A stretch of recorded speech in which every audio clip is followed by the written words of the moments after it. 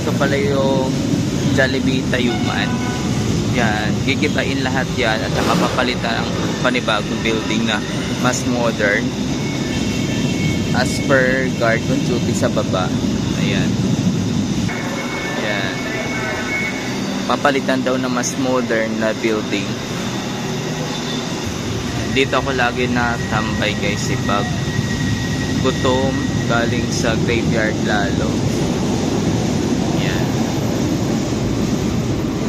Ayan sa loob. Ano na? Giniba na. Matatapos daw yan siya by October, sabi ng guard. Kasi tinanong ko kanina. Ayan. Ito yung Jollibee Tayuman. Ayan guys. Ito yung Jollibee na malapit sa LRT Tayuman Station. Ayan. See you soon.